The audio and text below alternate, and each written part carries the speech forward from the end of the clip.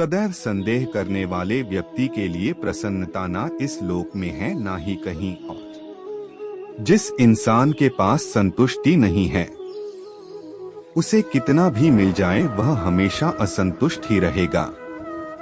ज्ञानी व्यक्ति ज्ञान और कर्म को एक रूप में देखता है और वही इसे सही मायने में देखता है।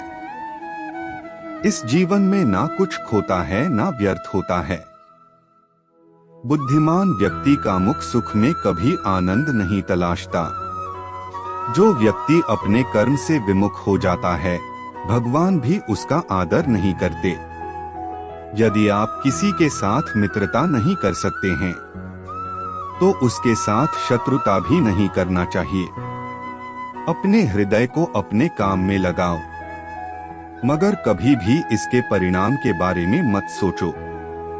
अच्छा काम करने वाला कोई भी व्यक्ति कभी भी बुरा अंत प्राप्त नहीं करेगा, चाहे इस दुनिया में हो या आने वाली दुनिया में। खुशी की कुंजी है इच्छाओं की कमी होना। आत्मा को कोई शस्त्र कभी काट नहीं सकता। अग्नि उसे कभी जला नहीं सकती। जल उसे कभी बुझा नहीं सकता। वायु उसे कभी सुखा नहीं सकती। अगर आप जो चाहते हैं उसके लिए नहीं लड़ते हैं, तो आपने जो खोया है उसके लिए कभी रोना मत। जो हुआ अच्छा हुआ, जो होगा अच्छा होगा।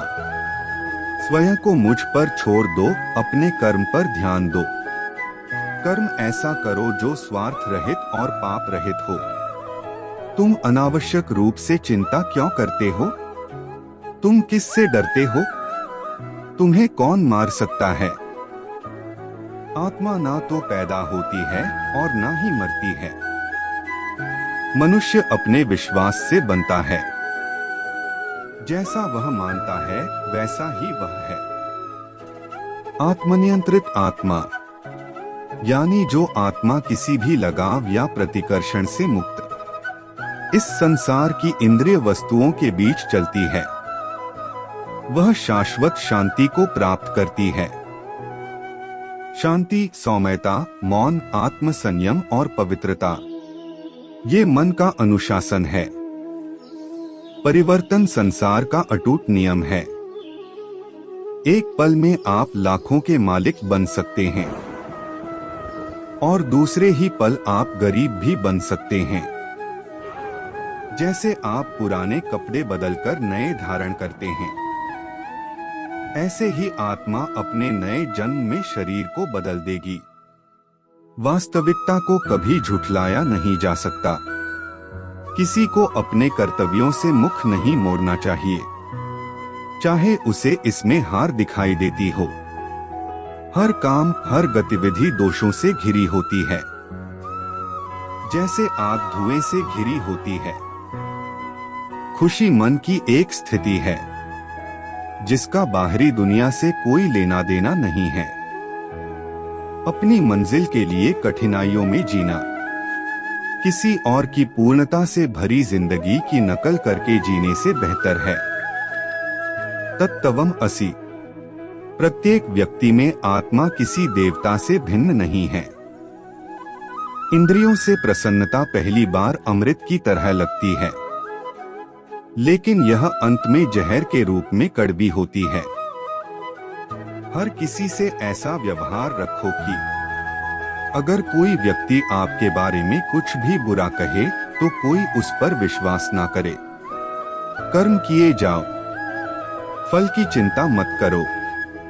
केवल मन ही किसी का मित्र या शत्रु होता है, इंसान नहीं। इस संसार में कोई वस्तु स्थायी नहीं है। अपनी वाणी को इतना मधुर रखें कि कभी वापस लेनी पड़े तो खुद को कड़वी ना लगे। कभी भी खुद पर घमंड मत करना।